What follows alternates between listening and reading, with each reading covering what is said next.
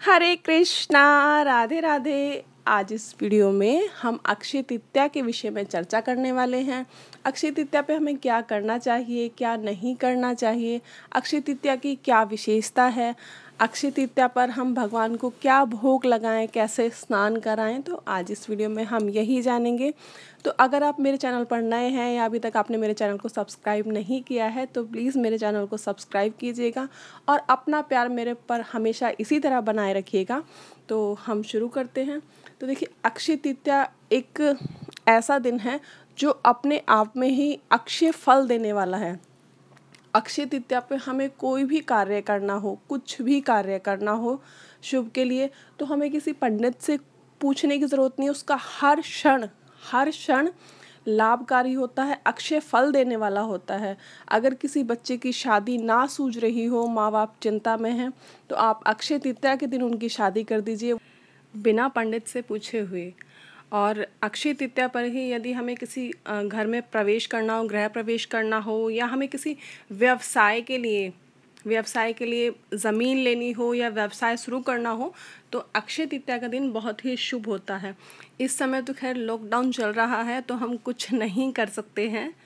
तो अब पता नहीं कितने त्यौहार और इस लॉकडाउन के अंदर जाएंगे, हमारे कितने त्यौहार चले गए हैं। बहुत ही बुरा लग रहा है इस चीज़ के लिए। और अक्षय तृतीया का दिन तो इतना अच्छा होता है कि श्री बांके बिहारी के चरणों के दर्शन होते हैं। पिछले साल तो मैं गई थी, लेकिन इस साल तो बिहारी जी के दर्शन हो ही नहीं पाएंगे। कोई नहीं, देखते हैं। और वो जो उनके चरणों के दर्शन थे, आज भी मेरी आंखों में इतने सुंदर बसे हुए हैं कि मैं आपको क्या बताऊं। इतनी मोटी मोटी दो जोड़ी उन्होंने पायल पहनी हुई थी, उन पर जो मेरी नज़रें टिकी थी ना, तो हट ही नहीं रही थी। इतने अच्छे दर्शन हुए थे। शायद इस साल अक्षय तृतीया का दिन वही सब याद करके बिताना पड़ेगा। और अक्षय तृतीया से ही हमारे गोपाल जी को हम चंदन यात्रा शुरू हो जाती है 21 दिन के लिए। तो 21 दिन उनका हम चंदन श्रृंगार करते हैं, चंदन स्नान करते हैं। मैंने चंदन श्रृंगार की वीडियो अपलोड की हुई है ऑलरेडी पिछले साल, आप वो वीडियो देख सकते हैं। मैं उसका लिंक डिस्क्रिप्शन में दे दूँगी। और उसमें बहुत ही सुंदर श्रृंगार किया था। इस साल की वीडियो आपको अक्षय तृतीया के नेक्स्ट डे मिल जाएगी। तो मैं पहले नहीं करूँगी क्योंकि मुझे त्यौहार से पहले कोई भी आपको करके दिखाना वो चीज़ अच्छी नहीं लगती है। तो इसलिए मैं त्यौहार पर अक्षय तृतीया वाले दिन उनका श्रृंगार करूँगी और नेक्स्ट डे आपको उसकी वीडियो अपलोड कर दूँगी। हाँ, किस तरह से हम उनका चंदन स्नान कराएं वो मैं आपको बता दूंगी पहले ही, क्योंकि चंदन स्नान तो मैंने शुरू कर दिया है। बैसाख महीना शुरू होते ही मैंने उनका चंदन स्नान करना शुरू कर दिया है। मैं उनका डेली चंदन स्नान कराती हूँ और आपसे भी रिक्वेस्ट करती हूँ कि आप भी उनका डेली चंदन स्नान कराएं।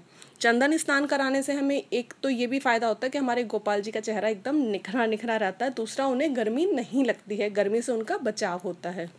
अक्षय तृतीया के दिन वैसे कहा जाता है कि हमें चांदी भी खरीदनी चाहिए, चांदी या सोना कुछ भी खरीदना चाहिए, पर इस बार तो हम नहीं खरीद सकते हैं। पर नेक्स्ट टाइम आपको जब भी मौका मिले अक्षय तृतीया पर तो आप ज़रूर खरीदिए। चाहे एक छोटी सी लौंग खरीदिए, बिछवे खरीद लीजिए, चांदी के कुछ भी खरीद लीजिए। पिछली अक्षय तृतीया पर तो मैं बिहारी जी के लिए पायल लेकर आई थी और उन्हें वहीं भेंट कर आई थी। और अक्षय तृतीया पर हम क्या भोग लगाएं, अब ये जान लेते हैं। तो अक्षय तृतीया पर जो हमारी ऋतु के इस समय ग्रीष्म ऋतु के फल चल रहे हैं, जैसे कि आम हो गया, इस तरह के जो फल होते हैं हम उनका भोग लगाएं। आप पकवान बनाएं अगर आप में क्षमता है, क्योंकि इस समय मार्केट से कोई सामान नहीं मिल रहा है। तो इसलिए ये मत सोचिएगा कि पकवान बनाना बहुत ज़रूरी है। आप प्रेम से जो भी उन्हें भोग लगाएंगे भगवान को सब स्वीकार होता है। क्योंकि आपने सुना भी होगा कि जब शबरी ने श्री रामचंद्र जी को बेर खिलाए थे तो उन्होंने चख चख के खिलाए थे। मतलब उनके प्रेम में वो ये भूल गई, उन्हें ये याद रहा कि भगवान जी के पास कोई फीका या किसी भी तरह का फल ना चला है, सिर्फ मीठे फल जाएं। तो मीठे फल जाने के उनके प्रेम भाव में वो ये भूल गई कि मैं उन्हें चख रही हूँ तो वो झूठे हो रहे हैं। लेकिन हमारे श्री रामचंद्र जी ने प्रेम से वो उनका प्रेम देखते हुए वो फल ग्रहण किए।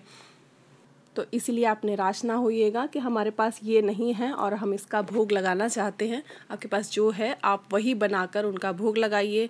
फल अगर इजीली आप लेकर आ सकते हैं तो उनका भोग लगाइए। और क्योंकि ये दिन विष्णु जी और लक्ष्मी जी की पूजा का भी विशेष होता है, लक्ष्मी जी को इमली के पानी का भोग लगता है। अगर हो तो लगाइएगा, ना हो तो हम प्रेम से जो भोग लगाएंगे हमारे प्रभु को वो स्वीकार है।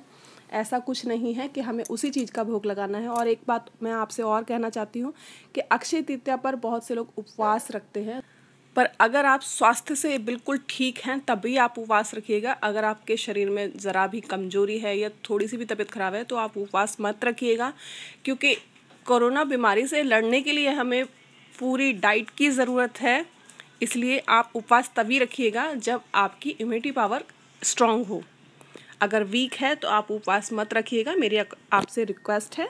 तो 26 अप्रैल की अक्षय तृतीया है। आप सुबह प्रातःकाल उठकर उनका स्नान आदि कराइए, चंदन से उनका चंदन श्रृंगार कीजिए, जो आपसे भोग लग सके आप वो भोग कीजिए, पूजा पाठ कीजिए। अगर आप में अच्छे से क्षमता है तो ही उपवास कीजिए, वरना मत कीजिए।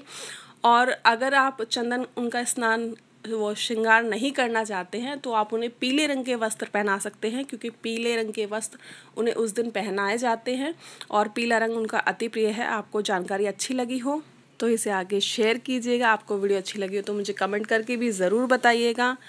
मिलते हैं अगली वीडियो में। हरे कृष्णा, राधे राधे।